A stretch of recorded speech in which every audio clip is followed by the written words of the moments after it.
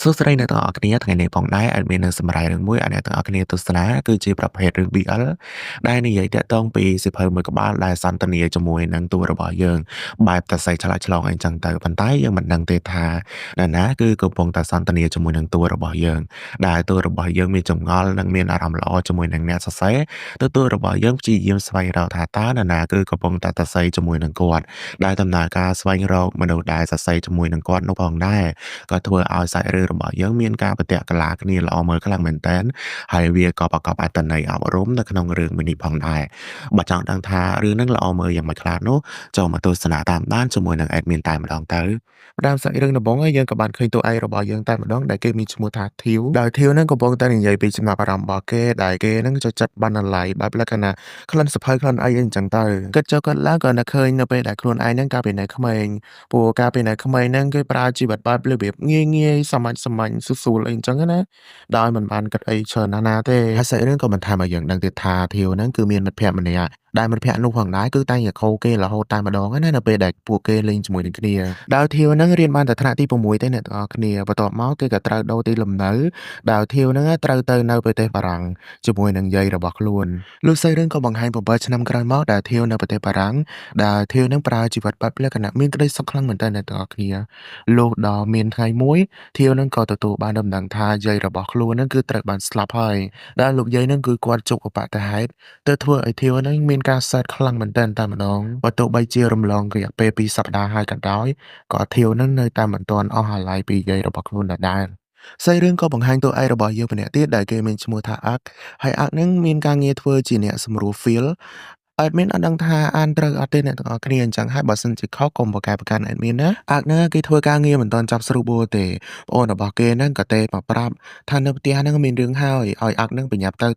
ដែលអ្នកនៅក្នុងផ្ទះនេះផងដែរមានឈ្មោះថាចៅអ៊ីមហើយចៅអ៊ីមនេះផងដែរគឺជាបងប្អូនបង្កើតរបស់អាកដែលគឺជាបងស្រីធំកដាលអាកហើយអាស័យពៅហ្នឹងមានឈ្មោះថាអេប៉ុន្តែ admin សុំហៅអាស័យពៅចឹងចង់ងាយស្រួលចំណាំជាងចាអ៊ីមហ្នឹងគាត់លក់អាវតាមអនឡាញហើយបន្ទាប់មកក៏មាន comment មិនល្អហ្នឹងណាថាដាក់គាត់អីអញ្ចឹងទៅដែលមនុស្សស្រីបែបលក្ខណៈស្លៀកពាក់សិចស៊ីអីអញ្ចឹងណាក៏ត្រូវប្រុសបំពានអីអញ្ចឹងទៅឬក៏របៀបអត់សូវមានសីលធម៌អីអញ្ចឹងណាអ្នក comment គឺចង់ comment បែបអញ្ចឹងប៉ុន្តែគាត់ណាគឺថាឲ្យវិញតែម្ដងថាឲ្យអ្នកដែលចូល comment អីអញ្ចឹងណាដោយសារតែមនុស្សស្រីយើងមានសិទ្ធិក្នុងការស្លៀកពាក់គេចង់ស្លៀកពាក់បែបណាហ្នឹងក៏បានដែ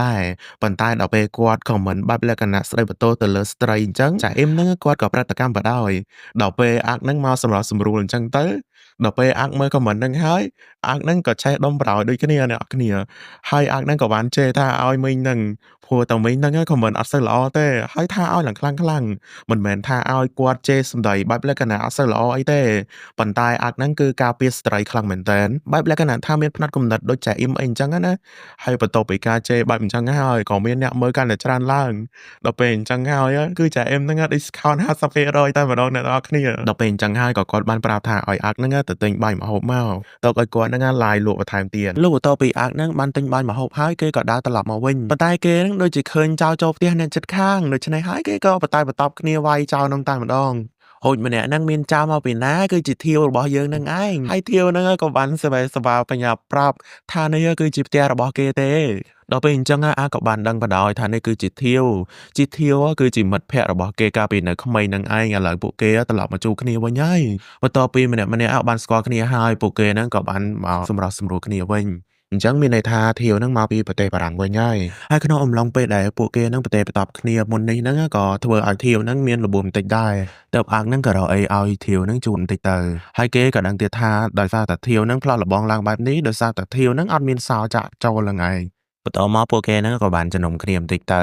ដែលនិយាយពីសួរសុខទុក្ខអីអញ្ចឹងណាហើយនិយាយរៀបរាប់បែបលក្ខណៈធ្វើខ្លួនអត់ត្រូវទេព្រោះខានជួបគ្នាយូរអីអញ្ចឹងទៅហើយអាក់ហ្នឹងក៏បានសួរធាវដែរថាឲ្យបានជាធាវត្រឡប់មកវិញអីអញ្ចឹងណា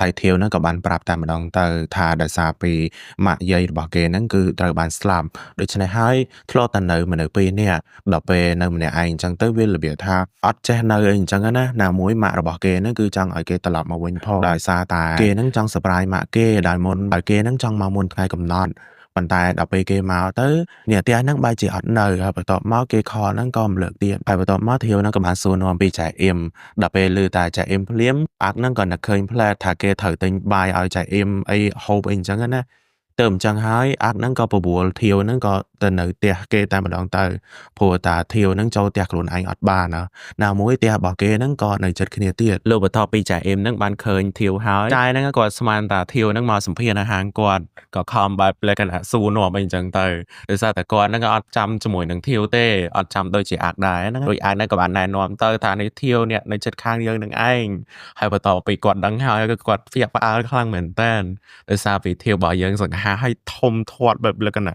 ប្លែកអីអញ្ចឹងទៅហើយធាវហ្នឹងក៏បានទៅសើចែដូចគ្នាថាចែហ្នឹងក៏ស្អាតដែរហើយចែហ្នឹងនិយាយពីថាស៊ីចូលបដ ாய் ទៅថាចែហ្នឹងដឹងតែខ្លួនឯងហ្នឹងស្អាតហើយឡើងហួចចិត្តខ្លាំងមែនតើកន្លែងហ្នឹងហើយចំណែកអាស្រីពៅវិញអាស្រីពៅហ្នឹងក៏កុំមិនស្ទើរដែរដោយអាក់ហ្នឹងក៏បានណែនាំថានេះគឺជាធាវមិត្តរបស់គាត់ដោយអាស្រីពៅនៅក្មេងហ្នឹងប្រហែលជាចាំធាវអត់បានទេអាស្រីពៅហ្នឹងក៏បានចាក់បដ ாய் ថាលើកមុនណាគឺអាចនឹងអត់ស្គាល់តែឥឡូវបើសិនជាសង្ហាអញ្ចឹងចាំភ្លេចទេសម្រាប់គេនោះនិយាយពីថាខូចនោះខូចអាស្រីពៅនេះបន្ទាប់មកក៏បាននាំធាវហ្នឹងទៅហូបបាយជុំគ្នាទៅបន្ទាប់ពីដល់កន្លែងញ៉ាំអីធាវហ្នឹងក៏បាននិយាយប្រាប់ទៅថាគេចុះពីពលានយន្តហោះហ្នឹងរយៈពេល2ម៉ោងទៅរហូតមកដល់ហ្នឹងហើយគេហ្នឹងមិនទាន់បានញ៉ាំអីទេហើយគេហ្នឹងក៏បានទៅសារតម្លៃតាក់ស៊ីដែរថាតម្លៃតាក់ស៊ីហ្នឹងគឺថាសមរម្យខ្លាំងមែនតើដល់ពេលឮអញ្ចឹងអាក់ក៏បាននិយាយប្រាប់ទៅបដ ாய் ថាគេហ្នឹងគឺចាញ់បោកអ្នកដឹកមកហើយក៏ព្រោះថារយៈពេលពីពលានយន្តហោះមកដល់កន្លែងហ្នឹងគឺអស់ត្រឹមតែ30នាទីទេហើយធាវហ្នឹងគឺចំណាយអស់រយៈពេល2ម៉ោងអ្នកដឹកហ្នឹងគឺថាស៊ីយកថ្លៃខ្លាំងមែនតើហើយក៏បានបោកប្រាស់ទៅលើធាវដូចគ្នាហើយធាវហ្នឹងគេមិនដឹងទៅព្រោះតែគេហ្នឹងខានមកកន្លែងហ្នឹងយូរលុះដល់បន្តទៀតចាអ៊ីមហ្នឹងក៏បានប្រាប់ធាវថាធាវហ្នឹងអាចហូបម្ហូបនៅកន្លែងហ្នឹងបានអត់ព្រោះថាម្ហូបនៅកន្លែងហ្នឹងបែបលក្ខណៈសាមញ្ញខ្លាំងមែនតើហើយក៏វាមានបែបលក្ខណៈហឹរដែរហើយធាវហ្នឹងក៏បានតបថាគេមិនអីទេគេអាចហូបបានប៉ុន្តែមានឯណាធាវហ្នឹងគឺមិនអាចហូបបានទេគេហូបហើយហ្នឹងក៏បានមកប្រឹងហូបទឹកបន្ថែមទៀតព្រោះតែគេហ្នឹងអត់ចេះហឹរទេហើយគេហ្នឹងក៏មិននឹកស្មានដែរថាហេតុអីបានជាហឹរដល់ថ្នាក់ហ្នឹងលុះបន្ទាប់ពីអាក់ហ្នឹងដើរមកចិត្តធាវហើយធាវហ្នឹងក៏បានសួរថាហេតុអីបានជាអាកន្លែងបាល់ហ្នឹងអត់លុំអញ្ចឹងដែលកន្លែងបាល់ទាត់ហ្នឹងផងដែរគឺធាវហ្នឹងបានធ្លាប់លេងជាមួយនឹងអាក់អីអញ្ចឹងណាកាលពីនៅក្មេងៗហើយបន្ទាប់មកពួកគេក៏បានទាត់បាល់ហ្នឹងប្រឡាក់នឹងជាងប៉ុន្តែអាក់ហ្នឹងក៏អត់បានលុបជាមួយនឹងការទាត់បាល់ហ្នឹងដែរលុះបានបន្តិចក្រោយមកប៉ារបស់ធាវហ្នឹងក៏បានខំមកសួរធាវថាហេតុអ្វីបានជាធាវហ្នឹងខកទៅគាត់អីអញ្ចឹងណាហើយធាវហ្នឹងក៏បានប្រាប់ទៅថាគេហ្នឹងបានមកដល់ផ្ទះហើយប៉ុន្តែគេហ្នឹងគឺអត់បានជួបជាមួយនឹងប៉ាម៉ាក់របស់គេទេដោយសារពីប៉ាម៉ាក់របស់គេហ្នឹងគឺទៅឈៀងម៉ៃអ្នកទាំងអស់គ្នាដែលឈៀងម៉ៃនេះផងដែរគឺថាខេត្តឆ្ងាយចេញពីខេត្តដែលធាវហ្នឹងកំពុងតែនៅអីអញ្ចឹងណាហើយប៉ារបស់ធាវក៏បានសួរបន្ថែមដែរថាមានកន្លែងដែលសម្រាប់ស្នាក់នៅហើយនៅសម្រាប់យប់ហ្នឹងអីអញ្ចឹងណាព្រោះគាត់អាចត្រឡប់ទៅវិញបានភ្លាមៗនោះទេហើយធាវហ្នឹងក៏បានប្រាប់ទៅថាមិនអីនោះទេគឺគេអាចចាត់ការបានទាក់ទងជាមួយនឹងរឿងហ្នឹងបន្ទាប់ពីលេងនិយាយជាមួយនឹងប៉ាគេរួចធាវហ្នឹងក៏បានមកសួរអាក់ហើយអាក់ហ្នឹងក៏បានប្រាប់ទៅថាបើសិនជាឯងមិនប្រកាន់ទេគឺអាចស្នាក់នៅជាមួយនៅផ្ទះរបស់យើងបានមួយយប់នោះអញ្ចឹងហើយធាវហ្នឹងក៏សម្រេចចិត្តថានៅផ្ទះរបស់អាក់មួយយប់ទៅដំបូងហ្នឹងធាវក្រែងចិត្តអាក់ដែរប៉ុន្តែអាក់ហ្នឹងគេថាក្រែងចិត្តអីព្រោះតែគេនៅក្មេងៗហ្នឹងដេកផ្ទះគ្នាទៅញយអីអញ្ចឹងណាដល់ពេលអញ្ចឹងហើយកុំក្រែងចិត្តអីកាលពីចុងភាពមុនធាវក៏សម្រេចចិត្តថាគេនៅផ្ទះអាក់មួយយប់ដល់ពេលដឹងចឹងហើយចៅអ៊ីមហ្នឹងក៏បាននិយាយប្រាប់ផ្ទះរបស់ពួកគេហ្នឹងគឺអត់សូវស្អាតទេជាពិសេសហ្នឹងបន្ទប់របស់អាក់ហើយអាស័យពៅហ្នឹងក៏លោកមកបន្ថែមទៀតថាបន្ទប់របស់បងអាក់ហ្នឹងគឺថាមានភាពរញ៉េរញ៉ៃណាស់តែបើសិនជាបន្ទប់របស់អូនហ្នឹងគឺថាស្អាតបែបលក្ខណៈថាមានផាសុកភាពអីអញ្ចឹងណាចឹងហើយគឺបងធាវហ្នឹងអាចមកគេងជាមួយនឹងគេបានលឺអញ្ចឹងហើយគឺអាក់ខ្លាញ់ជាមួយនឹងអាស័យពៅខ្លាំងមែនតើលុះមុននឹងពេលដែលធាវហ្នឹងមកដល់បន្ទប់អាក់ក៏សុំពេលរៀបចំបន្ទប់គេសិនហើយបន្ទប់គេហ្នឹងគឺរញ៉េរញ៉ៃខ្លាំងមែនតើអ្នកទាំងអស់គ្នាគឺរញ៉េរញ៉ៃដូចជាចែអ៊ីមហើយនឹងអាស័យពៅនិយាយមែនតើរួចហើយគេហ្នឹងក៏ខំមករៀបចំបន្ទប់ខ្លួនឯងដល់ពេលធាវហ្នឹងចូលមកឃើញអញ្ចឹងគេថាមិនបាច់ចាំរៀបចំពេកក៏បានដែរប៉ុណ្ណឹងគឺអូខេហើយសម្រាប់គេហើយធាវក៏បានបន្តទៀតដែរថាបន្ទប់របស់អាក់ណាគឺអត់មានភាពផ្លាស់ប្ដូរទេគឺដូចតែលួចលើកមុននឹងឯងហើយគេក៏បានចាប់អារម្មណ៍ជាមួយនឹងប៊ិចដែលមានយន្តហោះហ្នឹងណាប៊ិចដែលមានយន្តហោះហ្នឹងផងដែរគឺធាវហ្នឹងបានឲ្យអាក់ហើយអាក់បានរក្សាទុកតាំងពីយូរលង់ណាស់មកហើយហ្នឹងគឺថាដល់សប្តាហ៍ថ្ងៃតែម្ដងលុះដល់ពេលយប់ឡើងធាវហ្នឹងក៏មានជាការគេមិនលក់អ្នកទាំងអស់គ្នាដោយសារតែធាវហ្នឹងគឺធ្លាប់តែនៅប្រទេសបារាំងស្មើនឹងអីប្រហែលជាម៉ោង7 8ល្ងាចហ្នឹងឯងស្មើនឹងគេមិនតាន់ចូលគេងទេបើនៅប្រទេសថៃវិញគឺស្មើនឹងម៉ោង2ព្រឹកបាត់ទៅហើយ ដូច្នេះហើយគឺគេអត់បានល្ងួយដេកអីទាំងអស់អញ្ចឹងហើយគឺគេដេកអត់លក់ឡើយទើបក៏ប្រឹងដើរមកហាត់ប្រាណងើបអីចឹងទៅទ្រីទ្រូអាក់ហ្នឹងក៏បានងើបដឹងខ្លួនឡើងដូចគ្នាហើយអាក់ហ្នឹងក៏សួរថាធាវហ្នឹងធ្វើអីគេព្រោះតាឥឡូវហ្នឹងគឺម៉ោង2ភ្លឺមិនទាន់បានភ្លឺមែនតើតែប៉ុន្តែធាវហ្នឹងមានជាការដេកអត់លក់បន្ទាប់ពីបែកញើសអញ្ចឹងហើយអាក់ហ្នឹងក៏ចង់ឲ្យធាវហ្នឹងទៅងូតទឹកប៉ុន្តែធាវហ្នឹងអត់ព្រមងូតទឹកទេអញ្ចឹងហើយធាវហ្នឹងក៏ចង់ដេកនៅលើការ៉ូហ្នឹងតែម្ដងព្រោះតែលើអាក់និយាយថាបើសិនជាអត់ងូតទឹកទេកុំមកគេងនៅលើគ្រែគេអីអញ្ចឹងណាវាមានធំក្លិនបន្ទាប់ពីឃើញធាវហ្នឹងដេកនៅលើឥដ្ឋការ៉ូហើយអាក់ហ្នឹងក៏បានបោះខ្នើយឲ្យធាវហ្នឹងគេងតែម្ដងទៅព្រោះគេខ្លាចធាវកើបឡើងហ្នឹងឈឺកអញ្ចឹងណាពេលព្រឹកលុះបន្ទាប់ពីព្រឹកឡើងយើងក៏បានឃើញធាវហ្នឹងគឺមានភួយទៅ10ម្ដងទៀតអញ្ចឹងមានន័យថាអាក់ហ្នឹងជួយទៅ10ភួយឲ្យធាវទៀតមែនរួចមានការមាត់ក្បត់ចិត្តផងដែរបាទខ្លាចធំក្លិនប៉ុន្តែលួចទៅ10ឲ្យគេបន្ទាប់ពីធាវហ្នឹងបានដឹងខ្លួនហើយម៉ាក់របស់គេហ្នឹងក៏បានខំមកប្រាប់ថាគេអាចត្រឡប់មកផ្ទះវិញបានហើយឥឡូវហ្នឹងព្រោះម៉ាក់ប៉ារបស់គេហ្នឹងគឺត្រឡប់មកផ្ទះហើយលុះបន្ទាប់ពីគេហ្នឹងបានត្រឡប់មកដល់ផ្ទះក៏មានអាក់ហ្នឹងក៏បានជូនមកដែរបន្ទាប់ពីបាននិយាយជាមួយនឹងប៉ាម៉ាក់រួចហើយប៉ាធាវហ្នឹងក៏បានសួរធាវថាធាវហ្នឹងចង់ទៅមើលសាកលវិទ្យាល័យជាមួយនឹងគាត់អត់តែដោយសារពីប៉ារបស់ធាវហ្នឹងចូលរវល់ជាមួយនឹងការងារទើបធាវហ្នឹងក៏ចង់ឲ្យទៅជាមួយនឹងអាក់តែម្ដងមិនចង់រំខានប៉ារបស់គេអីអញ្ចឹងណាគេចង់ទៅជាមួយនឹងអាក់វិញដល់ពេលអញ្ចឹងហើយពីរនាក់គេហ្នឹងក៏បន្តដំណើរទៅសាកលវិទ្យាល័យដែលខ្លួនរៀនលុះនៅពេលដែលពួកគេទាំងពីរនាក់ហ្នឹងដើរទៅដល់កន្លែងមួយដែលជាកន្លែងដែលហាងទូចមួយអីអញ្ចឹងណាធាវហ្នឹងក៏មានការភ្ញាក់ផ្អើលខ្លាំងមែនតើនៅពេលដែលឃើញហាងមួយហ្នឹងព្រោះតែហាងមួយហ្នឹងរបៀបថាវាខ្ជូតគួរឲ្យស្រឡាញ់អីអញ្ចឹងទៅប៉ុន្តែអាក់ហ្នឹងគឺជាមានការមិនដឹងរសជាតិជាមួយនឹងហាងហ្នឹងតែម្ដងព្រោះតែអាក់ហ្នឹងអត់ដែរចូលជាមួយនឹងហាងហ្នឹងទេដល់ពេលអញ្ចឹងទៅធាវក៏លោប្រោយថាហេតុអីបានជាហាងទូចមួយហ្នឹងអាក់នឹងមិនជួយ support មិនជួយគ្រប់គ្រងអីអញ្ចឹងណាព្រោះនៅពេលដែលនៅប្រទេសគេបើសិនជាហាងទូចក៏ដោយក៏មានអ្នកគ្រប់គ្រងនឹងច្រើនដូចគ្នាអញ្ចឹងគឺត្រូវតែ support គ្នាទៅវិញទៅមកអីអញ្ចឹងណាប៉ុន្តែអាក់ក៏បាននិយាយវិញដោយសារពីហាងមួយហ្នឹងគឺពួកគេទាំងពីរនាក់ហ្នឹងធ្លាប់បានសន្យាកាលពីនៅក្មេងថាត្រូវតែមកហូបអីនៅពេលដែលហាងហ្នឹងបើកជាមួយនឹងគ្នាទើបអាក់ហ្នឹងមិនមានការចូលជាមួយនឹងហាងហ្នឹងទេគឺចាំធាវហ្នឹងត្រឡប់មកវិញហើយកន្លែងហ្នឹងធាវឡើងហូរចិត្តខ្លាំងមែនតើក៏បានមកចំអន់ជាមួយនឹងអាក់ទៀតដែរថាហេតុអីបានជាមិនហ៊ានចូលអីអញ្ចឹងណាខ្លាចក្បត់ពាក្យសន្យាដែលសន្យាគេក្មេងៗហ្នឹងគឺសន្យាបាត់កំ ប្លែងខ្លាំងមែនតើនិយាយរួមទៅបើសិនជាពីណាគេហ៊ានតែចូលមុនដែលពួកគេមិនបានចូលជាមួយនឹងគ្នានៅពេលដែលហាងនឹងបើកណាគឺថានឹងមានការឆេះផ្ទះតែម្ដងហើយអាក់នឹងខ្លាចឆេះផ្ទះមែនដល់ពេលហើយអាក់នឹងក៏បានតបវិញថាគេនឹងមិនខ្លាចទេប៉ុន្តែគេនឹងក៏រកពាក្យសន្យាដោយហាងនឹងបើកហើយពួកគេនឹងនៅខាងមុខនឹងស្រោបអញ្ចឹងហើយពួកគេនឹងក៏បានចូលទៅក្នុងនឹងតែម្ដងទៅហើយក៏មានការភ្លក់ជាមួយនឹងការការ៉ែមផងដែរអ្នកទាំងអស់គ្នាគឺភ្លក់ច្រើនខ្លាំងមែនតើហើយអាក់នឹងក៏មានការរអ៊ូរទាំថាអីបានជាទិញមកវាច្រើនខ្លាំងម៉ែហើយធាវហ្នឹងក៏និយាយថាគឺគេហ្នឹងទិញមកដើម្បីភ្លក់ទេគឺគេចង់ភ្លក់ឲ្យគ្រប់រសជាតិអីអញ្ចឹងណារួចហើយធាវហ្នឹងក៏ប្រាប់ឲ្យអាក់ហ្នឹងញ៉ាំទៅប៉ុន្តែធាវហ្នឹងគឺបាននិយាយជាមួយនឹងភាសាបារាំងហើយអាក់ហ្នឹងគេស្មានលួចជេរគេក៏បានសួរថាលួចជេរយើងមែនតែធាវហ្នឹងគឺអត់បានតបអីទាំងអស់គេគិតតែវាប្រឹងញ៉ាំអីអញ្ចឹងណាធ្វើពងើយកំពុងតែញ៉ាំការ៉ែមសុកធាវហ្នឹងក៏បាននិយាយឡើងថាការ៉ែមមួយហ្នឹងគឺថៃឆ្ងាញ់ខ្លាំងមែនតើដល់ពេលលើអញ្ចឹងហើយអាក់ហ្នឹងក៏ចង់ភ្លក់ដែរហើយភ្លក់គេមិនមែនភ្លក់ស្រួលបួលទេណាគឺថាអាក់ហ្នឹងទិញដៃធាវមកចាប់តែម្ដងកន្លែងហ្នឹងឡើងស្វីតខ្លាំងមែនតើគេបានប៉ះដៃគ្នាអីអញ្ចឹងណាហើយបន្ទាប់ពីអាក់បានភ្លក់ហើយគេហ្នឹងក៏ចង់បានភ្លក់ទាំងអស់តែម្ដងដល់ពេលអញ្ចឹងធាវមកគិញឲ្យព្រោះនេះគឺជារបស់គេទេហើយបន្ទាប់មកពីរអ្នកហ្នឹងក៏ទៅដើមគ្នាចុះឡើងហើយទៅដើមគ្នាញ៉ាំក្រែមហ្នឹងឡើងដូចកូនក្មេងលុបបន្ទាប់ពីញ៉ាំអីរួចពួកគេទាំងពីរហ្នឹងក៏បានមករកឡានដើម្បីជិះទៅសាកលវិទ្យាល័យដែលហេតុតែចាំឡានក្រុងហ្នឹងយូរពេកអាក់ហ្នឹងក៏ចង់ជិះតាក់ស៊ីម្ដងប៉ុន្តែធាវហ្នឹងក៏បានខាត់ដោយសារតែគេហ្នឹងធ្លាប់ចាញ់បើកតាក់ស៊ីហើយដល់ពេលអញ្ចឹងគេអត់មានអារម្មណ៍ល្អក្នុងការជិះតាក់ស៊ីទេគេក៏ចង់ជិះឡានក្រុងវិញតែអាក់ក៏បានប្រាប់ថាឡានក្រុងរបស់ថៃគឺមិនមែនដូចនៅប្រទេសបារាំងទេណាធាវហ្នឹងគឺអាចនឹងតក់ស្លុតបានធាវបន្ទាប់ពីលើអញ្ចឹងហើយគេឡើងស្ងល់ខ្លាំងមែនតើតក់ស្លុតរបៀបម៉េចអត់សូវយល់ពីអ្វីដែលអាចចង់និយាយប៉ុន្តែមើលខ្លួនឯងតែអ្នកទាំងអស់គ្ន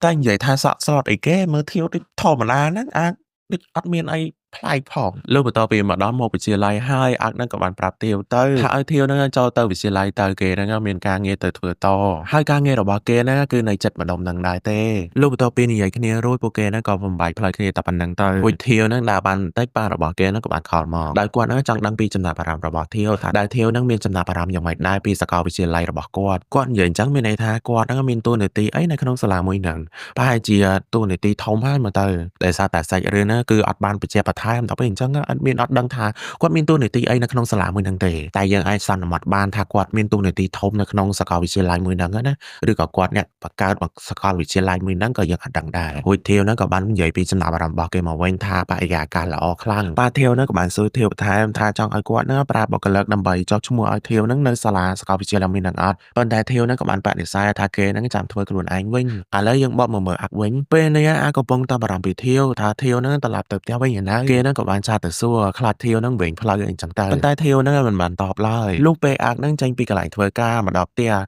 រៀងល្ងឹតហើយបន្ទាប់មកគេក៏បានសួរចាអ៊ីមថាចាអ៊ីមហ្នឹងមានបានឃើញធាវហ្នឹងត្រឡប់មកផ្ទះវិញឯនៅហើយចាអ៊ីមហ្នឹងក៏បានតបថាគាត់ហ្នឹងអត់បានចាប់អារម្មណ៍មើលធាវផងដល់ពេលអញ្ចឹងគាត់អត់ដឹងថាធាវហ្នឹងត្រឡប់មកផ្ទះវិញនៅទេលុះបានមកតែក្រោយមកក៏មានអ្នកខលមករកអាក់ដែលគាត់ហ្នឹងគឺជាអ្នកនៅកន្លែងធ្វើការរបស់អាក់ហើយគាត់ហ្នឹងប្រហែលជាមានតួនាទីនៅពីលើអាក់អីទៀតណាព្រោះតែគាត់ហ្នឹងបានសុំវល់អាក់ថាឲ្យអាក់ហ្នឹងមកជួយធ្វើការវេនយប់ជំនួសគេផងដោយមិនមានអ្នកនៅកន្លែងធ្វើការអីអញ្ចឹងណាហើយត្រូវយកឲ្យភ្ញៀវព្រឹកហ្នឹងអីអញ្ចឹងទៅការងារបញ្ញាប់អីអញ្ចឹងហើយអាក់ហ្នឹងគ្នាទៅមកដល់ផ្ទះឥឡូវហ្នឹងក៏ខលទៅធ្វើការអីណាទៀតនេះអាក់ហ្នឹងគេរៀងបកាយដែរគេក៏បានប្រាប់អាប៉ាទៅថាគេទៅមកដល់ផ្ទះទេប៉ុន្តែអ្នកដែលនៅខាងទៀតហ្នឹងគឺថាអង្វរខ្លាំងយកតែមែនតើដែលមិនខ្វល់ថាអាក់ហ្នឹងយ៉ាងម៉េចក៏ដោយគឺត្រូវតែមកធ្វើការយប់ហ្នឹងតែម្ដងដល់ពេលអស់ជំរឿអាក់ហ្នឹងក៏ទទួលយកព្រមទៅ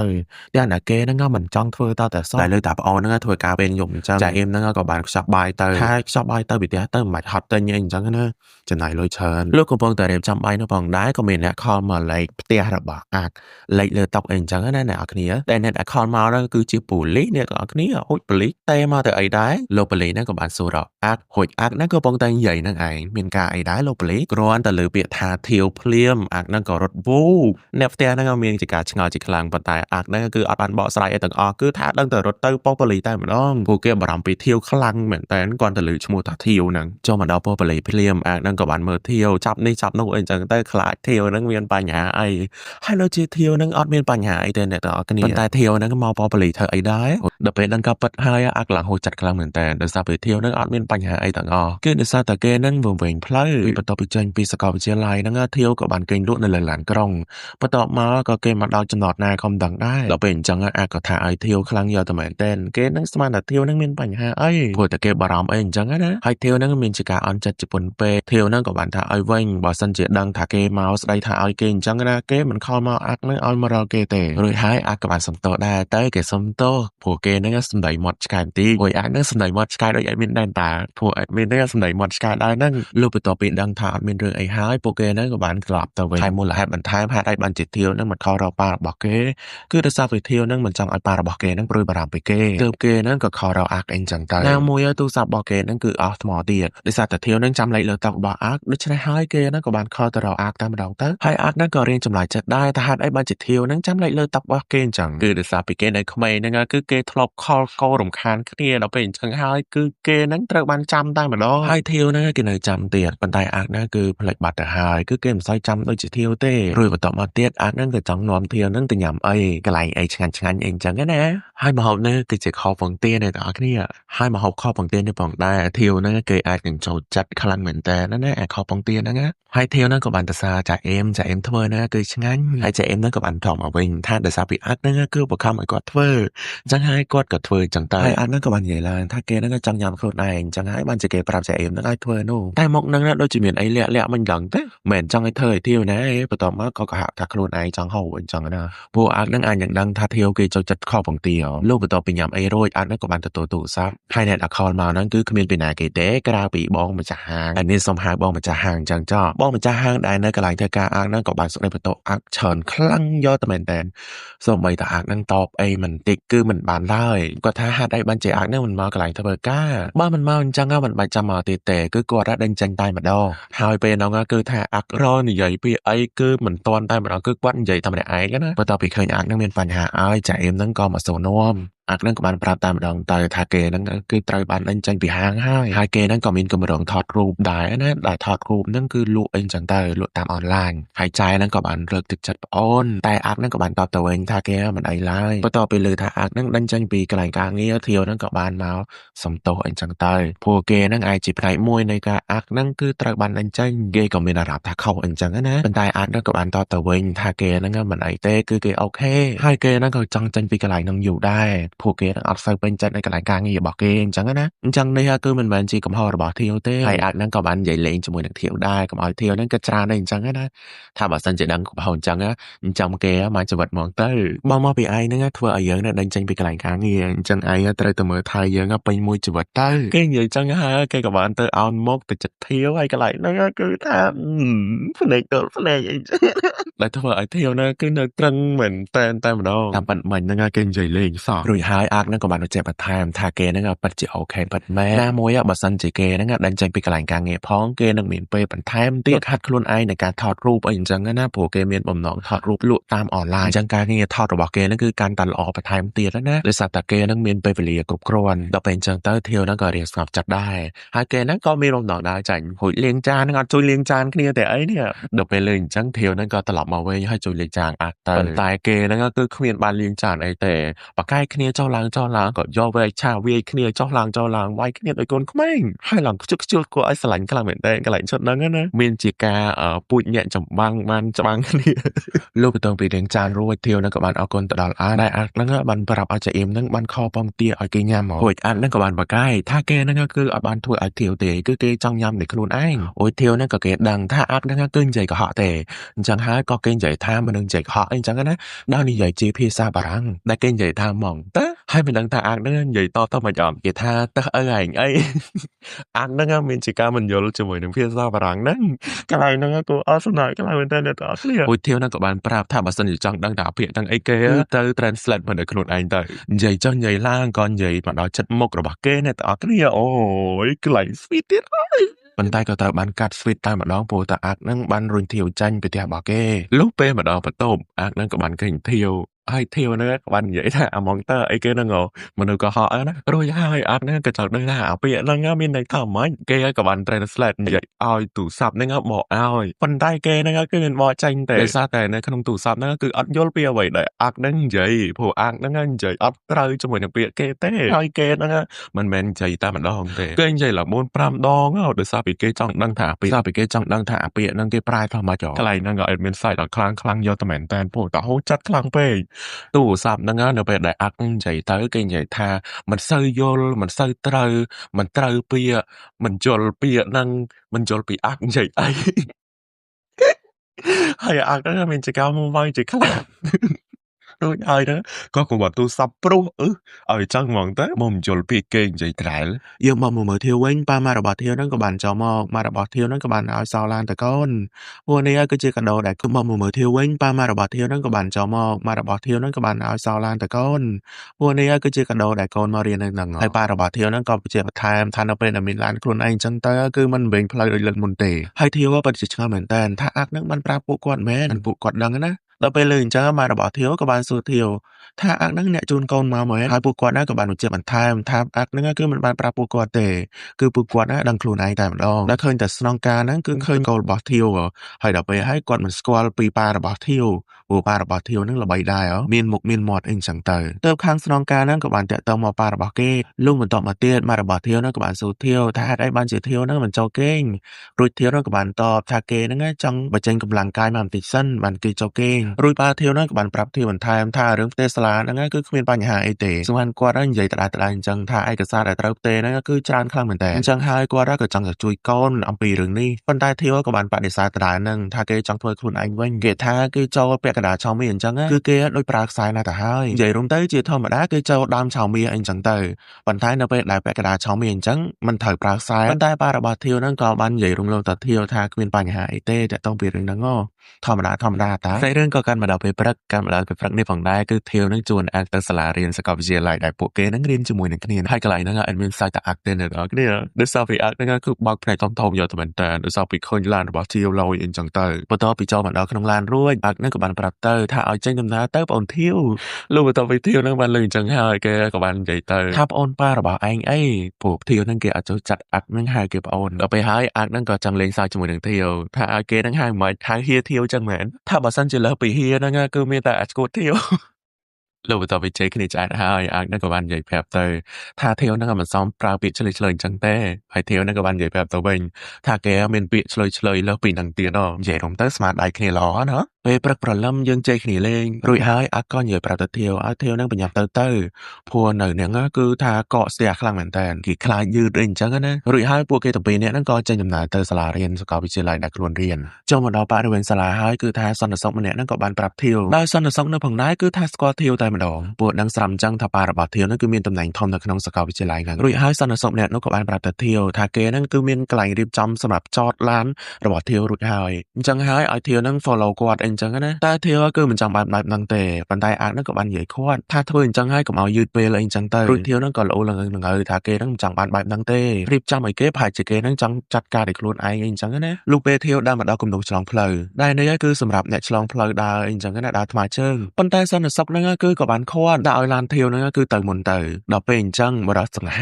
ម្នាក់នេះផងដែរក៏បាននិយាយឡើងថាមិនឲ្យឡានហ្នឹងទៅមុនអញ្ចឹងអ្នកដើរថ្មើរជើងហ្នឹងគឺមានអត្ថភាពទៅមុនព្រោះច្បាប់ហ្នឹងអាចបានចែងអញ្ចឹងទេប៉ុន្តែធាវហ្នឹងគឺអត់បាន follow តាមសន្តិសុខទេគេហ្នឹងក៏បានស្រែកប្រាប់ថាឲ្យអ្នកដើរហ្នឹងគឺដើរទៅមុនទៅធាវហ្នឹងគេសុកចាត់ឈប់ឡានអត់មកបរិសសង្ហារបស់យើងហ្នឹងក៏បានឲ្យមេដៃទៅធាវហើយបរិសសង្ហាម្នាក់ហ្នឹងផងដែរក៏មានចំណែកនៅក្នុងរឿងហ្នឹងដែរអ្នកទាំងអស់គ្នាក៏ជាតួសំខាន់នៅក្នុងរឿងហ្នឹងដែរទីទៀតគឺដឹងពីមុខងារនិងតួនាទីរបស់គេហើយបន្ទាប់ពីឆ្លងកាត់រួចធាវហ្នឹងក៏លោលងើទៀតហើយថាអីបានជាសន្តិសុខក៏មិនឲ្យអ្នកដើរថ្មើរជើងហ្នឹងទៅមុនអញ្ចឹងសន្តិសុខហ្នឹងគឺអត់ដឹងទេមែនថាកន្លែងហ្នឹងសម្រាប់ដើរឆ្លងកាត់ផ្លូវបាទគ្រាន់តែចូលមកដល់បរិវេណសាលាគឺថាធាវលោលងើតាំងពីដើមរហូតតែម្ដងលោកពីតបពីចតឡានរួចពូសន្តិសុខហ្នឹងក៏បានហៅឈ្មោះរបស់ធាវទៀតហើយប៉ុន្តែគាត់ហ្នឹងគឺហៅមិនត្រូវឡើយគាត់ហៅថេអូអីអញ្ចឹងទៅដែលមិនមែនជាធាវទេនិយាយរួមទៅឲ្យមានផ្លេចប្រាប់តាំងពីចូលមកដល់ហើយរហូតដល់មកកន្លែងហ្នឹងគឺសន្តិសុខហៅឈ្មោះធាវខុសទាំងអស់តែម្ដងគឺគាត់អានចេញតែថេអូទេដល់ពេលអញ្ចឹងហើយអាក់ហ្នឹងក៏មកចំអន់ថាយើងគួរតែប្រាប់គាត់ថាឯងហ្នឹងមិនមែនឈ្មោះថេអូទេគឺឈ្មោះធាវរួចម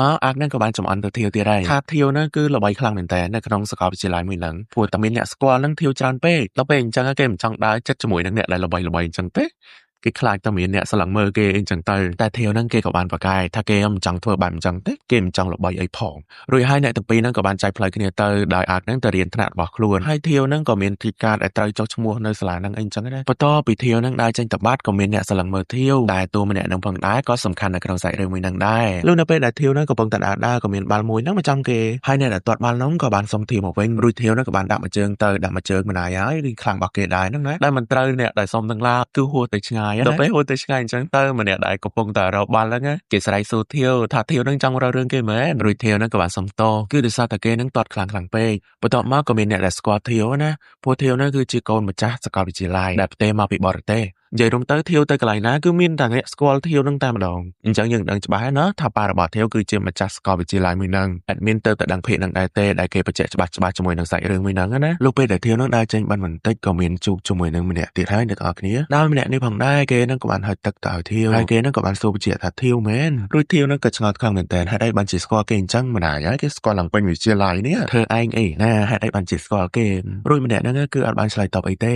ប៉ុន្តែគេក៏បានហៅกระดาษទៅឲ្យធាវតែกระดาษនេះផងដែរគឺសម្រាប់ឲ្យធាវនឹងចុះឈ្មោះចូលរៀននឹងឯងហើយធាវនឹងក៏បានឆ្ងល់មកវិញថាអីបានជាដឹងថាគេនឹងមកចុះឈ្មោះនៅទីនេះម្នាក់នេះផងដែរគេនឹងក៏បានតបទៅវិញថានៅកន្លែងហ្នឹងគឺសម្រាប់តែអ្នកចុះឈ្មោះចូលរៀនទេរួចគេនឹងក៏បានណែនាំខ្លួនថាគេនឹងមានឈ្មោះថាភូផារួចភូផានឹងក៏បានណែនាំទៅឲ្យធាវថាកន្លែងនេះគឺកន្លែងណានៅកន្លែងនេះគឺកន្លែងណាអញ្ចឹងទៅដើម្បីឲ្យធាវរបស់យើងគឺដឹងបន្ថែមថាទីតាំងនៅកន្លែងសាកលវិទ្យាល័យរបស់គេនឹងមានលក់អីគេខ្លះនៅកន្លែងណាខ្លះអីចឹងទៅលោកអ្នកទាំងពីរក៏បានដើរមកដល់កន្លែងទិញសម្ភារៈប៉ុន្តែធាវនឹងដើរមិនបានប្រយ័ត្នក៏ប៉ះជាមួយនឹងបរិសសង្ខាម្នាក់ទៀតវិធ្វើកំភៃមើលអេដមីនអត់តណែនាំជាមួយនឹងបរិសសង្ខាម្នាក់ហ្នឹងទេឥឡូវយើងស្គាល់តែជាមួយនឹងភូផាបានហើយលោកបន្ទាប់ពីបុកជាមួយនឹងបរិសសង្ខាហ្នឹងហើយភូផាហ្នឹងក៏មកតាមបិចដែលបិចមួយនេះផងដែរគឺធាវហ្នឹងចង់ទិញគេហ្នឹងក៏បានកញ្ឆក់ពីដៃបរិសសង្ខាហ្នឹងភ្លាមហើយបរិសសង្ខាហើយជាមួយនឹងភូផាម្នាក់ហ្នឹងគឺថាមើលមកគ្នាតែម្ដងដូចជាពីរនាក់ហ្នឹងដូចជាធ្លាប់ស្គាល់គ្នាដោយពីរនាក់ពួកគេហ្នឹងគឺមិនបាននិយាយអ្វីទេដែលបរិសសង្ខាហ្នឹងក៏ចេញទៅបានលោកនៅពេលដែលពួកគេហ្នឹងដើរចេញមកវិញភូផាហ្នឹងក៏បានសុំទៅលេខធាវថាគេហ្នឹងចង់និយាយតាក់ទងជាមួយនឹងការរៀនជាមួយនឹងធាវអីអញ្ចឹងណារួចធាវហ្នឹងក៏បានសួរបកមកវិ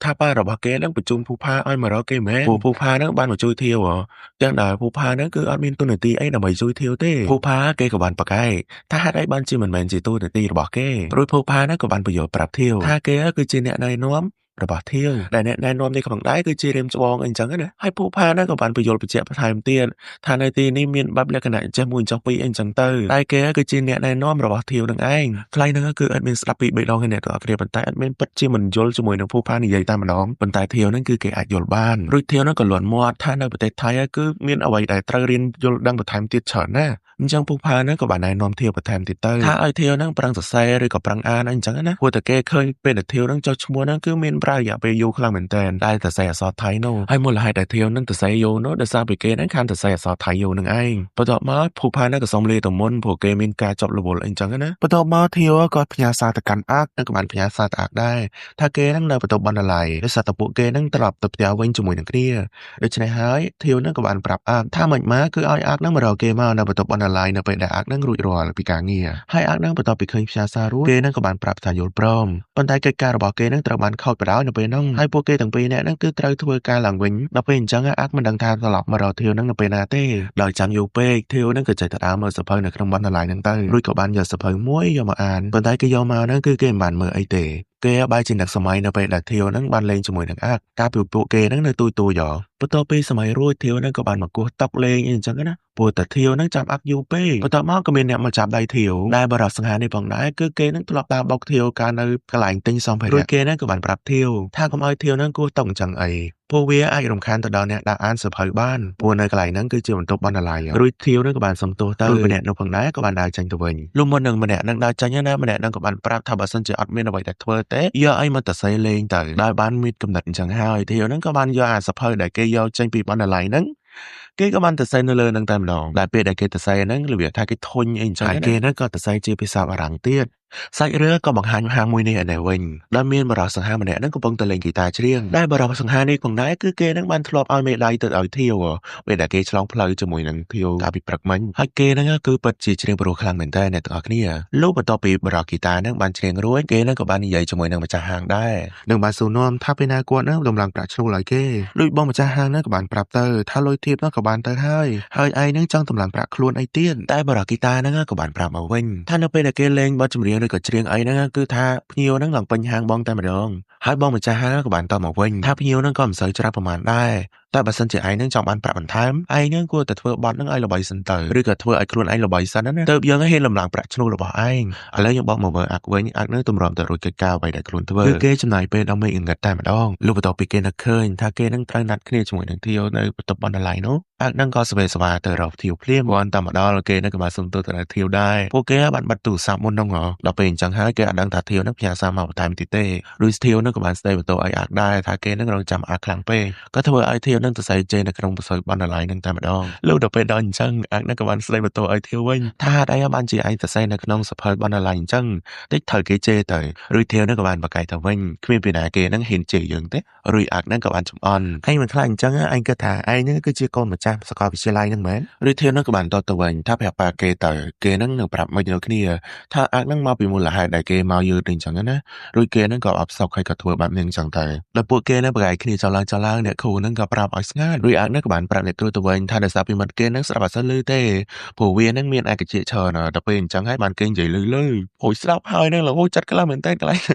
បន្ទាប់ពីអ្នកទាំងពីរហ្នឹងបានយកសភៅហ្នឹងមកដាក់នៅក្នុងទូរួចអ្នកទាំងពីរហ្នឹងក៏ដើរចាក់ចេញទៅហើយពួកគេហ្នឹងក៏បានជួបជាមួយនឹងភូផាដែលភូផាហ្នឹងមករកធាវម្ដងទៀតហើយអ្នកទាំងអស់គ្នាមកលើកនោះផងដែរភូផាហ្នឹងក៏បាននាំធាវហ្នឹងក៏ចង់ញ៉ាំសាច់អាំងបាទធាវលឺអញ្ចឹងក៏បានចាប់អារម្មណ៍ដែរប៉ុន្តែធាវហ្នឹងក៏បានបដិសេធប៉ុន្តែភូផាហ្នឹងក៏បាននិយាយតបវិញព្រោះតែគេហ្នឹងខំជួយធាវចុះឈ្មោះចូលរៀនកាលពីពេលថ្ងៃដល់ពេលឥឡូវហ្នឹងធាវក៏ចង់បដិសេធមែនលឺអញ្ចឹងហើយអាក់ហ្នឹងក៏រុញបន្ថែមទៀតថាមិនម៉ាហ្នឹងធាវទៅជាមួយនឹងភូផាទៅព្រោះគេមានការងារតទៀតអីអញ្ចឹងណាតាមពិតធាវហ្នឹងមិនចង់ទៅទេប៉ុន្តែដោយសារពីភូផាផងដោយសារពីអាក់ផងទើបសម្រេចចិត្តហ្នឹងមានទៅតាមភូផាហ្នឹងឯងសាច់រឿងក៏កាត់មកដល់ពេលព្រឹកឥឡូវហ្នឹងធាវកំពុងតែចាំអាក់ទៀតហើយបន្ទាប់មកគេក៏ឆ្ផ្លែកតែអាក់មកភ្លាមក៏ថាឲ្យធាវផ្លែតថាឯងហ្នឹងឆ្ផ្លែរកប៉ាឯងអីរួចធាវហ្នឹងក៏បានទៅវិញថាឆ្ផ្លែហ្នឹងឲ្យប៉ាយើងលឺឲ្យគាត់ដឹងហ្នឹងថាឯងមកយឺបន្ទាប់ពីអាក់ហ្នឹងបានចុះក្នុងឡានរួចអាក់ហ្នឹងក៏បានដឹងថាធាវហ្នឹងបានទិញសភៅថ្មីដែលសភៅនេះផងដែរគឺធាវហ្នឹងមានបំណងចង់ដូរសភៅនៅក្នុងបណ្ណាល័យអញ្ចឹងណាព្រោះនៅក្នុងសភៅបណ្ណាល័យគេមុនហ្នឹងគឺគេទៅសេនៅលើសភៅហ្នឹងអញ្ចឹងទៅរួចហើយក៏គេទិញថ្មីចង់ដូរអីអញ្ចឹងណាបន្ទាប់មកអាក់ហ្នឹងក៏បានញ៉ាំធាវ ថាប្អូនធាវហ្នឹងខ្លាចមែនរួចធាវហ្នឹងក៏បានខ្លាចអីណាមានតែបានវាយអាក់ថែមទៀតព្រោះតែធាវហ្នឹងអាចចូលចិត្តអាក់ហ្នឹងហៅគេប្អូនទេយកវាយគ្នាចូលឡើងក៏ប្រសពភ្នែកគ្នាម្ដងទៀតបាត់ប៉ុន្តែក៏ត្រូវបានកាត់ដោយសារពេលអាក់ហ្នឹងយកដៃចុចផ្លែលុះនៅពេលដែលពួកគេហ្នឹងមកដល់បណ្ណាល័យធាវហ្នឹងក៏បានយកសភៅមកដាក់វិញអញ្ចឹងទៅរួចធាវហ្នឹងក៏បាននិយាយឡើងថាគ្មានពីណាគេហ្នឹងដឹងថាគេទៅស្អីអីនៅក្នុងសភៅហ្នឹងទេប៉ុន្តែភ្លាមៗនោះផងដែរគឺធ្វើឲ្យអាក់ហ្នឹងភ្ញាក់ផ្អើលជាខ្លាំងព្រោះតែមានមនុស្សម្នាក់ហ្នឹងបានដឹងថាធាវហ្នឹងបានទៅស្អីអីខ្លះនៅក្នុងហ្នឹង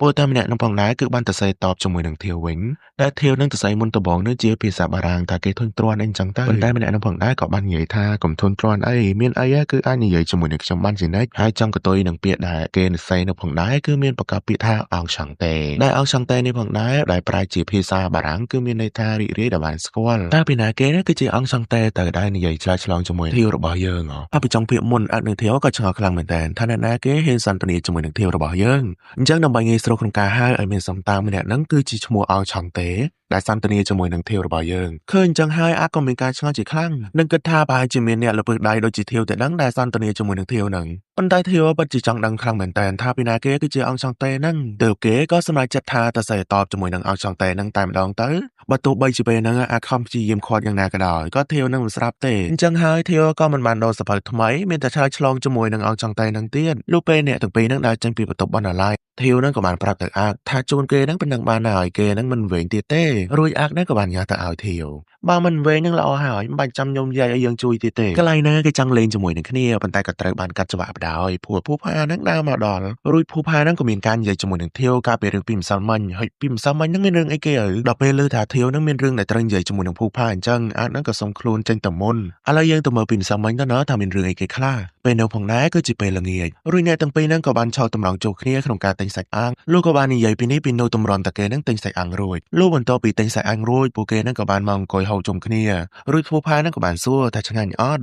ធាវក៏បានតបថាអូខេអាចទទួលយកបានរួចធាវហ្នឹងក៏បានសួរបកមកវិញពួកតាគេហ្នឹងឃើញរូបភូផាបិទនៅពេញសាកលវិទ្យាល័យភូផាហ្នឹងឈរឈ្មោះបោះឆ្នោតមែនដល់ពេលលើអញ្ចឹងហើយភូផាហ្នឹងក៏អស់សំណើចរួចហើយក៏បញ្យល់ប្រាប់ធាវហ្នឹងគឺខុសហើយគេគឺជា Ambassador សាកលវិទ្យាល័យហ្នឹងតើ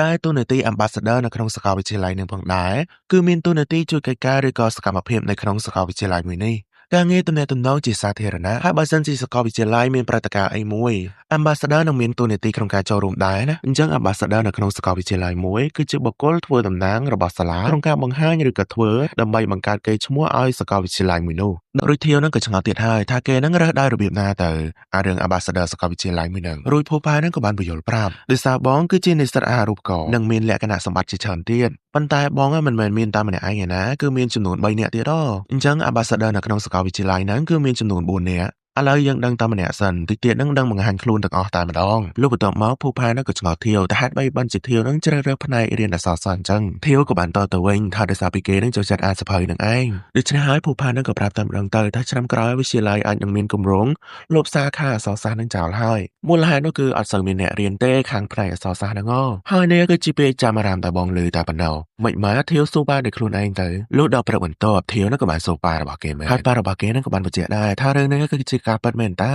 ដូច្នេះហើយម៉ាក់របស់គេនឹងក៏បានប្រាប់ថាតាមពិតទៅគាត់ចង់ឲ្យធាវនឹងបដូរជាមួយនឹងផ្នែកផ្សេងតែម្ដងនិយាយរួមទៅគាត់ហ៊ាននឹងប្រាប់កូនទៅហើយប៉ុន្តែពេលនោះផងដែរធាវនឹងក៏បានបដិសេធភ្លាមថាគេនឹងចង់រៀនផ្នែកអក្សរសាស្ត្រហ្នឹងបាទធាវនឹងក៏បានបញ្យល់ប្រាប់ទៅកូនថាដោយសារពីផ្នែកហ្នឹងគឺមានអ្នករៀនថយចុះខ្លាំងមែនតើរយៈពេល2ឆ្នាំក្រោយនេះអញ្ចឹងបើសិនជានៅតែបើកធាវនឹងរៀនទៀតបើគាត់ជាគេនិយាយថាប៉ាមិនបិទអញ្ចឹងគឺដោយសារតែកូននឹងរៀនផ្នែកនោះឯងចុះបើសិនជាធាវនឹងឮបែបនេះធាវនឹងអាចនឹងមិនពេញចិត្តក៏ថាបានដែររួចធាវក៏បានសួរបមកវិញថាបើសិនជាផ្នែកហ្នឹងមានប្រជាប្រិយឡើងវិញអញ្ចឹងប៉ាហ្នឹងក៏មិនបាច់ចាំលុបជាមួយនឹងផ្នែកហ្នឹងដែរធាវនិយាយបែបនេះដោយសារពីគេនឹងមានកំណត់ថ្មីព្រោះតែគេនឹងមានបំណងចង់ឲ្យផ្នែកមួយហ្នឹងមានអ្នករៀនច្រើនចាំមើលថាធាវនឹងអាចមានវិធីសាស្ត្រដើម្បីឲ្យមានអ្នករៀនហ្នឹងផ្នែកអក្សរសាស្ត្រហ្នឹងច្រើនអន់ឬក៏អត់លោកបន្ទាប់ពីលើដូច្នេះរួចភូផានឹងក៏បានសួរធាវម្ដងទៀតចុះប៉ាម៉ាក់បន្ទាប់ពីលើបែបនេះគាត់ថាយ៉ាងម៉េចដែររួចហើយធាវនឹងក៏បានតបគាត់ថាឲ្យខ្ញុំនឹងសាកល្បងមើលសិនណាមួយគាត់ក៏គ្រប់គ្រងជាមួយនឹងកំណត់មួយនឹងដែរប៉ុន្តែបើសិនជាខ្ញុំធ្វើហើយគឺអត់បានផលជំរឿសចុងក្រោយមានតែធ្វើតាមច្បាប់សាលានឹងឯងដោយសារតែធាវនឹងមិនទាន់រកវិធីសាស្ត្រឃើញទេដូច្នេះហើយបើសិនជាធាវនឹងមានកំណត់អីថ្មី គឺភូផានឹងរងចាំ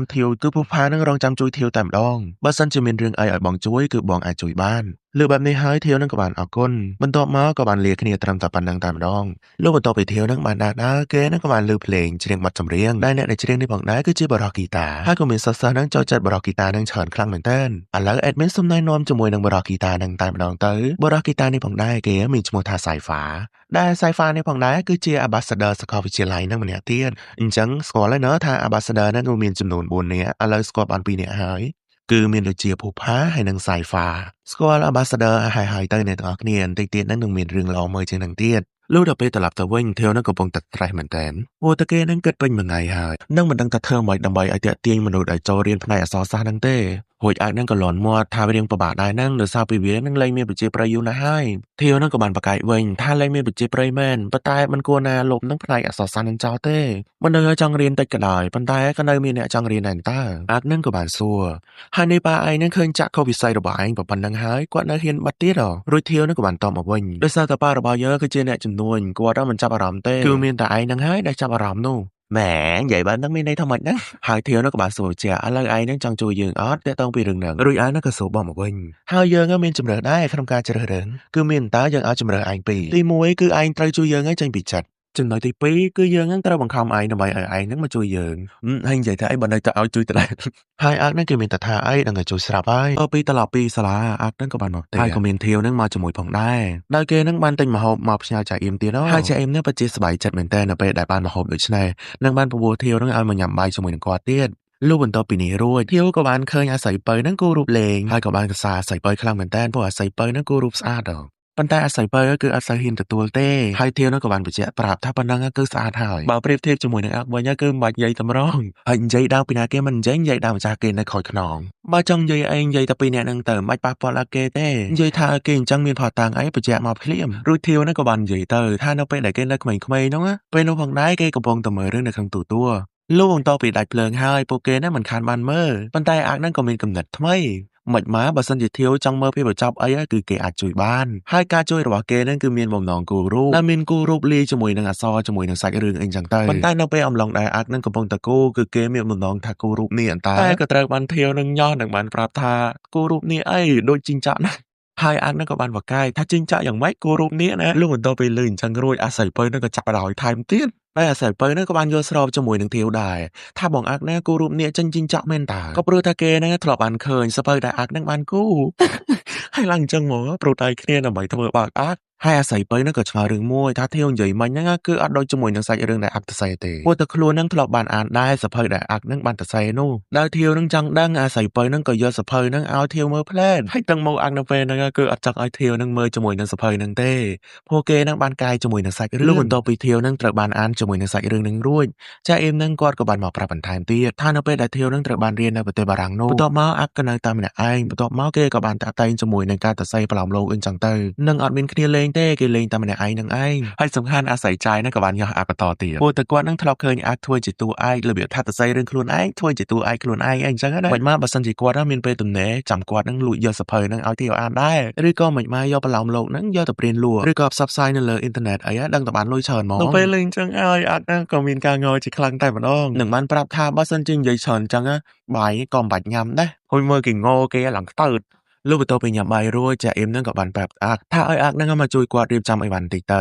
ណាមួយក៏គាត់មានបំណងចង់ឲ្យអាក់នឹងមកជួយឡាយគាត់ដែរព្រោះតែការពីលើកមុនហ្នឹងគឺអាក់បានចូលឡាយម្ដងបន្ទាប់មកក៏មានភាពតាក់ទាញដូច្នេះហើយអ្នកទស្សនាហ្នឹងក៏ចង់ឃើញអាក់ម្ដងទៀតអីចឹងណាប៉ុន្តែអាក់នឹងក៏បានបដិសេធថាគេនឹងមិនចង់ចូលរួមឡាយជាមួយនឹងចាយអីទេហើយអាក់ក៏បានសួររកសភៅគេផងដែរថាហេតុអីបានជាបាត់សភៅគេអីចឹងណាចាអ៊ីមនឹងក៏បានតបទៅថាប្រហែលជាអាស័យពៅនឹងយកទុកបាត់ហើយប៉ុន្តែមានឯណាធាវនឹងគេក៏បានយកមកទឹកមើលសោះនឹងក៏បានអាសាច់រឿងបន្ថែមដែរនៅបន្ទប់គេនេះលុះភ្លាមៗនៅផងដែរគេក៏បាននឹកឃើញសម្ដីចាអ៊ីមថាគាត់មានបំណងយកប្លំលោកអាក់នឹងទៅព្រានលក់អញ្ចឹងណាដល់ពេលអញ្ចឹងធាវនឹងក៏មានកំណត់ថ្មីបណ្ដោយសាច់រឿងក៏កាត់បង្ហាញនៅពេលព្រឹកដែលពេលព្រឹកនេះផងដែរគឺធាវនឹងរងចាំអាក់ទៀតហើយថ្ងៃនេះអាក់រៀងចម្លែកបន្តិចព្រោះគេយឺតជាងរដងគឺដោយសារតែគេនឹងជួយរៀបចំអីវ៉ាន់ចាអ៊ីមកាប់ពីយប់មិញដល់ពេលអញ្ចឹងហើយស្មាននឹងគេទៅងើបទេតែដូច្នេះអាក៏បានស្រ័យប្រាប់ថាបើសិនជាធាវប្រញាប់នឹងអាចទៅមុនបានហើយធាវនឹងក៏បានស្រ័យប្រាប់មកវិញថាគេអាចរងចាំបានព្រោះគេមានការសំខាន់និយាយជាមួយនឹងអាទៀតដល់ពេលប្រញាប់ពេកអាហ្នឹងគឺគ្មានងូតទឹកងូតអីទេគឺថាចុះមកភ្លាមតែម្ដង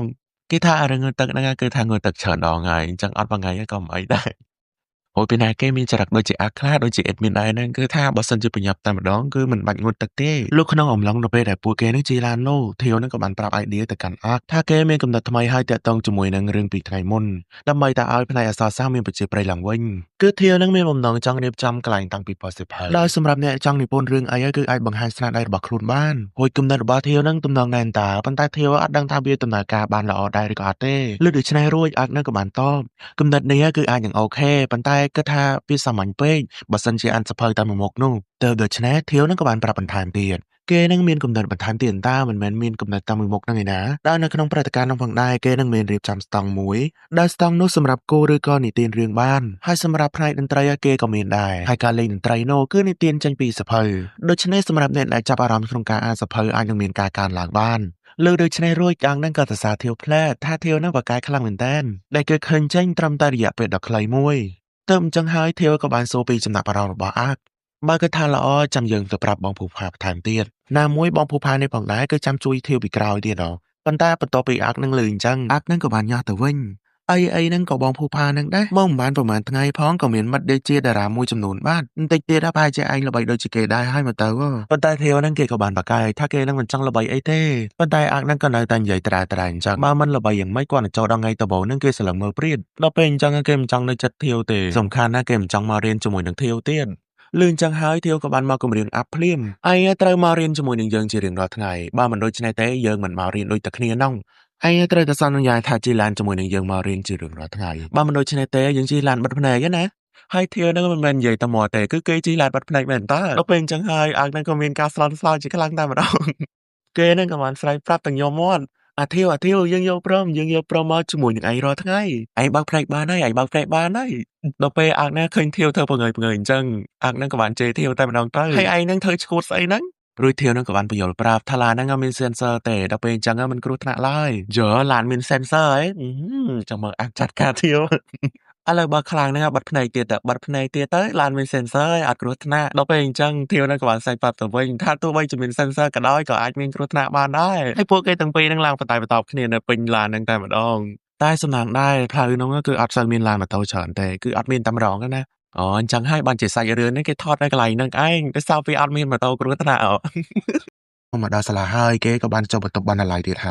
ើយគេនឹងកំពុងតែអង្គុយគិតនឹងរកគំនិតអ្វីថ្មីបន្ថែមទៀតទាក់ទងពីកម្មវិធីរបស់គេភ្លាមនោះផងដែរគេក៏បានជួបនឹងបរិសម្នាក់ដែលបរិសម្នាក់នោះផងដែរគេក៏បានសួរបញ្ជាក់បន្ថែមទៀតថាធាវនឹងទៅតែចូលរៀនថ្មីមែនដែលគាត់នឹងគឺបានណែនាំទៅកាន់ធាវទាក់ទងនឹងក្លឹបសិល្បៈបើសិនជាធាវនឹងចង់ចូលអីគឺអាចនឹងចូលបានលោកបន្តពីឃើញរូបអញ្ចឹងហើយគេនឹងក៏បានសញ្ជឹងគិតបន្តិចទៅសាច់រឿងក៏កាន់មកដល់ពេលថ្ងៃពេលដែលអាកនឹងកំពុងតែអង្គុយជាមួយនឹងធាវមកពេលវេលាដែលត្រូវញ៉ាំបាយទៅហើយប៉ុន្តែធាវនឹងមិនបានញ៉ាំឡើយគឺគេកំពុងតែគិតបន្ថែមទាក់ទងពីគម្រោងដែលគេនឹងចង់ធ្វើនោះគេនឹងចង់គិតឲ្យចប់មុនពេលការតាំងពីប៉ុស្តិ៍សភៅនឹងចូលមកដល់បើទោះបីជាអាកនឹងព្យាយាមឲ្យធាវនឹងញ៉ាំបាយក៏ដោយក៏គេនឹងអត់ព្រមញ៉ាំទេគេថាអត់ឃ្លានអីអញ្ចឹងណាទាំងអ្នកពួករបស់គេនឹងគឺបានកោគ្រួចបាត់ទៅហើយដល់ពេលលើអញ្ចឹងអាកនឹងក៏សើចឲ្យក៏ខ្លះប៉ុន្តែធាវនឹងក៏បានបដូរវិធានបទដូច្នេះហើយពួកគេទាំងពីរនាក់ក៏និយាយទាក់ទងជាមួយនឹងការរៀបចំព្រឹត្តិការណ៍តាមពីប៉ុស្តិ៍សភៅនឹងតែម្ដងទៅអាកមិនទាន់បាននិយាយប្រហែលផងពូផានឹងក៏បានចុងមកកាត់ដោយសារតែពូផានឹងបានដឹងពីគម្រោងរបស់ធាវដូច្នេះហើយគាត់ក៏ផ្ដល់កំណត់បន្ថែមទៀតថាមើលទៅគម្រោងនឹងគឺអូខេប៉ុន្តែវាអត់សូវមានការចាប់អារម្មណ៍នោះទេតែបើសិនជាធាវអញ្ជើញ Ambassador ចូលរួមកម្មវិធីនោះប្រហែលជាអាចនឹងមានតាក់ទាញមនុស្សដែលចូលរួមខ្លាំងណាដោយសារតែគម្រោងរបស់ធាវធ្វើហ្នឹងគឺថាថ្មីខ្លាំងពេកនៅក្នុងសាកលវិទ្យាល័យមួយហ្នឹងដូច្នេះដើម្បីតាក់ទាញឲ្យអ្នកទស្សនាមកមើលច្រើននិងចាប់អារម្មណ៍ច្រើនគឺមានតែអញ្ជើញពួក Ambassador ចូលក្នុងកម្មវិធីនោះតែម្ដងលឿនចឹងហើយធាវក៏យល់ព្រមជាមួយនឹងគំនិតនឹងផ្លែតតែធាវធ្វើមិននឹងស្គាល់ជាមួយនឹង Ambassador 3នាក់ទៀតទៅពួកគេស្គាល់តែបងភូផាម្នាក់ហ្នឹងហួយធ្វើកំភៃមើលបងភូផាហ្នឹងស្គាល់គេតើអូនធាវហ្នឹងចាំតែព្រួយទៅហីរួចភូផាហ្នឹងក៏បានប្រាប់ថាគេនឹងស្គាល់តើមិនម៉ាហ្នឹងចាំគេណាត់ឲ្យធាវហ្នឹងទៅជួបដោយផ្ទាល់តែម្ដងលោកបន្ទាប់ពីនិយាយចឹងរួចភូផាហ្នឹងក៏សុំត្រឡប់ទៅវិញលោកបន្ទាប់ពីភូផាហ្នឹងដែលចេញទៅបាត់ធាវហ្នឹងក៏បានមកប្រាប់អាកមិនម៉ារឿងណាត់គ្នាជាមួយនឹង Ambassador ហ្នឹងឯងទៅជាមួយនឹងយើងទៅហីធាវហ្នឹងគឺខំបបួលជាគ្នាប៉ុន្តែអាកហ្នឹងក៏បានបដិសេធផ្លែនព្រោះតែគេថាបងភូផាហ្នឹងគឺមិនចង់ឲ្យគេនឹងទៅជាមួយនឹងធាវទេលឺអញ្ចឹងហើយធាវហ្នឹងក៏មានការចម្លើយជាខ្លាំងនឹងសួរថាមិនបានជាកិនអញ្ចឹងប៉ុន្តែអាកហ្នឹងក៏មិនបានឆ្លើយតបអ្វីដែរហើយថៃបានអាកកិនអញ្ចឹងណោះឆ្ងល់ដែរនេះឆ្ងល់តងាប់ សាច់រឿងក៏កាត់បង្ហាញពេលយប់នៅហាងមួយកន្លែងមួយនេះវិញដោយបរិយាកាសហ្នឹងកំពុងតែលេងភ្លេងហើយធាវហើយនឹងបងភូផាហ្នឹងក៏មានវត្តមាននៅទីនោះដែរធាវហ្នឹងគេរៀនចម្លែកចិត្តដែរណាត់កន្លែងគេណាមិនណាត់កន្លែងនៅក្នុងហាងនេះវិភូផាហ្នឹងក៏បានតទៅវិញថាដោយសារពេល Ambassador ម្នាក់ហ្នឹងលេងភ្លេងនៅទីនេះដូច្នេះហើយគាត់ហ្នឹងក៏ចង់ឲ្យធាវហ្នឹងមកទីនេះតែម្ដងលុះពេលបន្តិចក្រោយមក Ambassador ពីរនាក់ទៀតហ្នឹងក៏បានបង្ហាញខ្លួនដោយម្នាក់ឈរអាវសដែលមិនបានចូលរួមអង្គុយតុនៅជាមួយនឹងគេនេះគឺគេមានឈ្មោះថាណាធីដែលណាធីម្នាក់នេះផងដែរគឺធ្លាប់បុកធាវដល់បុកធាវនៅពេលដែលធាវនឹងទិញសម្ភារៈអញ្ចឹងតើបានពេលនោះភូផាស្រឡឹងណាធីជាប់គឺដោយសារពេលអ្នកទាំងពីរហ្នឹងធ្លាប់ស្គាល់គ្នានឹងឯងដោយសារតាណាធីហ្នឹងគឺគេរៀនផ្នែកសិល្បៈដូច្នេះហើយគេចេះគូររូបនិងតុបតែងសភៅអីចឹងទៅភូផាស្នើឲ្យណាធីហ្នឹងគឺជួយកន្លែងហ្នឹងទៅ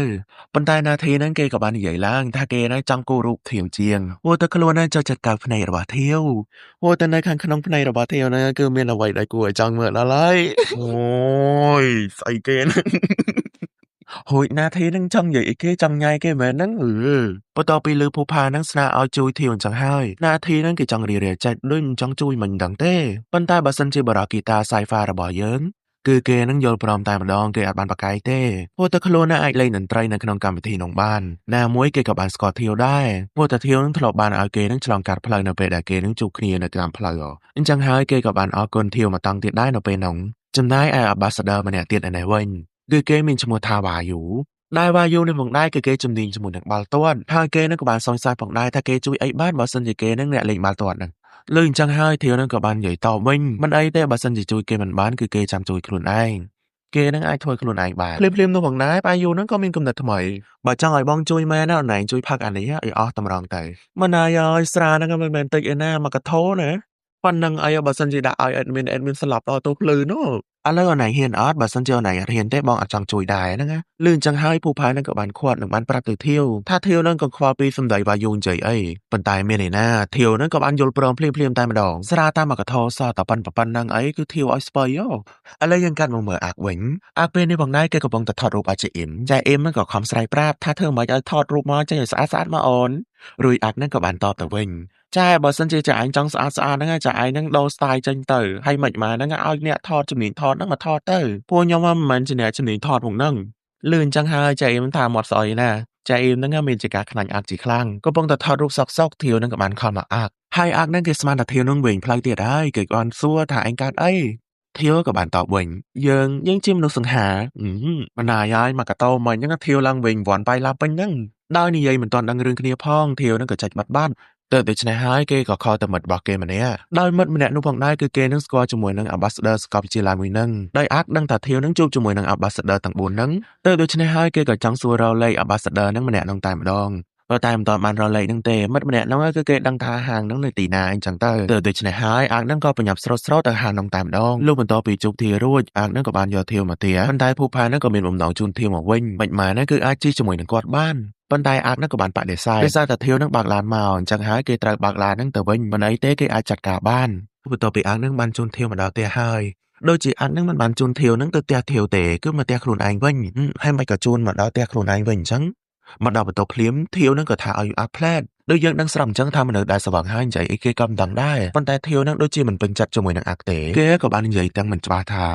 ាបើសិនជាអត់មានឯងទេក៏មានអង្គចង់តែដែរពួកអង្គចង់តែគឺបានឆ្លើយឆ្លងជាមួយនឹងយើងនិយាយប៉ុណ្ណឹងហើយគេក៏បានដេកបាត់ហើយអាបន្ទាប់ពីលឺអញ្ចឹងរួចគេក៏បានបើកមើលសភៅនឹងដូចគ្នាលោកបន្ទាប់ពីគេបានអាននៅពាក្យដែលអង្គចង់តែនឹងបានសន្ទនាជាមួយនឹងធាវរួចគឺគេនឹងនៅស្ងៀមតែម្ដងមិនដឹងជាគិតអីនៅក្នុងខ្លួនទេចូលមកដល់ពេលហ្នឹងអេដមីនហ្នឹងក៏មានការប្រាស្រ័យប្រដៅហើយដូច្នេះហើយគឺសម្លេងរឿងសើចបន្តិចនៅទាំងអស់គ្នាសង្ឃឹមថាអ្នកទាំងអស់គ្នាមិនប្រកែប្រកាន់ជាមួយនឹងអេដមីនទេណោះប៉ុន្តែដោយសារពេលអេដមីនគឺអត់មានពេលសម្រាប់ការថតពិតមែនតែតែចង់ធ្វើវីដេអូសម្រាប់រឿងឲ្យលឿនៗទេដូច្នេះហើយគឺសម្លេងអេដមីនហ្នឹងគឺខ្សោយតែម្ដងអញ្ចឹងកុំឲ្យសាំតប៉ៃច្រើនពេកចូលមកទស្សនាជាមួយនឹងរឿងយើងវិញទៅសាច់រឿងក៏កាន់មកដល់ពេលព្រឹកពេលដែលធាវហ្នឹងងើបពីគេបន្ទាប់ពីងើបអញ្ចឹងហើយអាក់ហ្នឹងក៏បានប្រាប់ទៅកាលពីយប់មិញធាវមិនស្វឹងមិនអញ្ចឹងប៉ុន្តែខ្លួនហ្នឹងមិនបាននាំធាវទៅផ្ទះធាវទេគឺដោយសារតែគេហ្នឹងខ្លាចធាវហ្នឹងត្រូវបាស្អីឲ្យតែគេហ្នឹងក៏សម្រេចចិត្តថានាំធាវនឹងមកផ្ទះគេតែម្ដងទៅតែរឿងប្លឹះនឹងអាចក៏ប្លឹះបន្ថែមទៀតដែរគេក៏បានសួរឌឺទៅកាន់ធាវព្រោះកាលពីយប់មិញគឺគេបានថតវីដេអូនៅពេលដែលធាវនឹងស្វឹងស្រាឥឡូវហ្នឹងធាវចង់មើលអត់លឿនចឹងហើយធាវមានជាការភ័យជាខ្លាំងទៅគេស្វាយតាមទូរស័ព្ទអាក់ស្វាយចុះស្វាឡើងធាវនឹងក៏ចង់វាយអាក់ទៀតហើយឈប់សិនមើលកំតន់អាវាយមើលគេនិយាយលេងដែរ សន្តាងឲ្យ BC ក្តាប់ដៃធាវបន្ទាប់ពីនេះធាវនឹងក៏បានមកសភៅអង្គចង់តេរបស់គេហើយធាវនឹងក៏បានបញ្ជាក់បន្ថែមផងដែរថាអង្គចង់តេគឺពិតជាសន្តានាជាមួយនឹងគេតបវិញមែនតើក៏ព្រោះតែពេលនេះអង្គចង់តេគឺបានតបគេវិញហើយធាវគឺកាន់តែចង់ដឹងថាពីណាគេគឺជាអង្គចង់តេមួយហ្នឹងហើយអង្គនឹងក៏បានសួរតបមកវិញថាហេតុអីបានជាចង់ដឹងពួកគេអត់មានអារម្មណ៍អីសោះតែម្ដងណាតែតងជាមួយនឹងអង្គចង់តេមួយហ្នឹងធាវនឹងក៏បានបញ្យល់ប្រាប់តែសម្រាប់គេវិញគឺមានអារម្មណ៍ថាកក់ក្ដៅខ្លាំងមែនតើអង្គចង់តេម្នាក់ហ្នឹងដូចរបៀបថាយល់ពីគេទាំងអស់គ្រប់យ៉ាងតែម្ដងណាហើយតែឃើញធាវហ្នឹងគឺចង់ដឹងខ្លាំងពេក ទើបអាហ្នឹងក៏សម្រេចចិត្តថាចាំគេហ្នឹងជួយតាមរកជាមួយនឹងអង្គឆុងតេហ្នឹងចុះឥឡូវគេហ្នឹងក៏គិតឃើញវិធីបដ ாய் លីបែបហ្នឹងអញ្ចឹងរួចធាវនឹងមានការសប្បាយចិត្តជាពន់ពេកហើយរបៀបរកអង្គឆុងតេហ្នឹងផងដែរគឺគេមានជាការសេះអសប័ណ្ណប្រកាសស្វែងរកដែលអសនោះត្រូវបានសរសេរឡើងថាបើសិនជាអង្គឆុងតេហ្នឹងមានបំណងល្អជាមួយនឹងគេពិតមែនអង្គឆុងតេនោះគឺត្រូវមកបន្ទប់បណ្ណាល័យនៅពេលថ្ងៃត្រង់នេះឯងគឺជាគំនិតរបស់អាដល់ពេលយកក្តារហ្នឹងមកអស់វិញ50សន្លឹកអីក៏អាគិតថាតិចពេកទើបគេក៏បានប្រាប់បងអ្នកអូថាមិនម៉ែបងឯងអស់5000ស្លឹកមកមិនណាយហើយគាត់អានិយាយចឹងធាវនោះឡើងលន់មាត់ស្រែកពេញហ្នឹង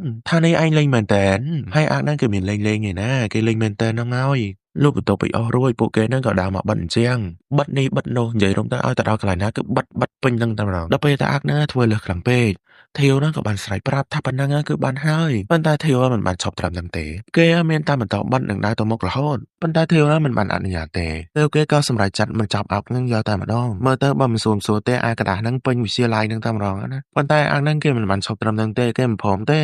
ព្រោះតែគេនឹងមានចិត្តចង់ជួយធាវហើយធាវនឹងចង់បញ្ឈប់បន្មាគេមិនបិទកាន់តែច្រើនទៅដើម្បីឲ្យអង្គចង់តេនឹងបានមើលឃើញមិនតាមស្រួលរយប៉ុន្តែធាវនឹងក៏មិនមានការពេញចិត្តព្រោះតែអង្គនឹងធ្វើច្រើនពេកក្នុងអំឡុងដែលពួកគេនឹងកំពុងតែបន្តគ្នាចុះឡើងទៅក្តាស់នឹងក៏បានជ្រុះពីដៃអាក់បដ ாய்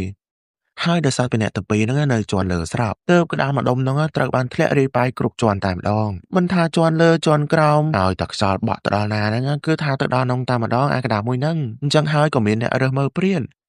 ហើយសាច់រឿងក៏បានកាត់បង្ហាញទៅដល់នៅពេលដែលអង្គឆុងតេហ្នឹងមកជួបធាវដែលអង្គឆុងតេមិនមែនមានតែម្នាក់ឯណាគឺមានទាំងអស់ចំនួន4នាក់ដែល4នាក់នេះគឺជា Ambassador សាកលវិទ្យាល័យមួយហ្នឹងទេអង្គឆុងតេហ្នឹងដូចជាមានម្នាក់តាហេតុអីបានជាចេញ4នាក់នេះចុះបើសិនជាអង្គឆុងតេមានតែម្នាក់ប៉ាត់មែនចុះ3នាក់ទៀតហើយពួកគេនឹងមកបន្លំធ្វើជាអង្គចង់តេដើម្បីអីចុះបើសិនជាអង្គចង់តេមិនមែនមានតែម្នាក់ទាំង4នាក់នឹងវិញសាច់រឿងហ្នឹងទៅជាយ៉ាងម៉េចទៅស្ដាយទូរស័ព្ទពេលនេះគឺពេញ memory ដល់ពេលអញ្ចឹងហើយដាក់វីដេអូចូលគ្នាគឺវាអត់កើតទេដាក់បានតែប្រហែលភាគហ្នឹងឯងអ្នកទាំងអស់គ្នាអញ្ចឹងបើសិនជាអ្នកទាំងអស់គ្នាចង់ទស្សនាតាមដាននៅភាពបន្តអាចចូលទៅទស្សនាបាននៅក្នុង channel របស់ admin គាត់ទៅចូលទៅដល់ scroll ចុះមកក្រោមណាអ្នកទាំងអស់គ្នានឹងឃើញមួយរឿងពេញហើយអញ្ចឹងនៅពេលដែលអ្នកទាំងអស់គ្នាចុចចូលគឺវាមានភាគជាច្រើនអីចឹងទៅប៉ុន្តែបើសិនជាអ្នកទាំងអស់គ្នាទស្សនាមកដល់ចុងវីដេអូមួយហ្នឹងគឺអ្នកទាំងអស់គ្នាកំពុងតែទស្សនានៅភាគ6ណាអញ្ចឹងអ្នកទាំងអស់គ្នាចូលភាគ7ទៅរឿងហ្នឹងគឺសាច់លេងបន្តឲ្យអ្នកទាំងអស់គ្នាហើយឬក៏អ្នកទាំងអស់គ្នាមិនចង់ធ្វើបែបអញ្ចឹងទេគឺអស់មកខាងស្ដាំដៃ2 3ដងទៅគឺអ្នកទាំងអស់គ្នានឹងឃើញបែបលក្ខណៈអញ្ចឹងដូចគ្នាអញ្ចឹងតើដូចគ្នាទៅអ្នកទាំងអស់គ្នាគ្រាន់តែរបៀបចូលហ្នឹងវារៀងខុសគ្នាបន្តិចអាមួយអស់ទៅលើអាមួយអស់មកខាងស្ដាំដៃ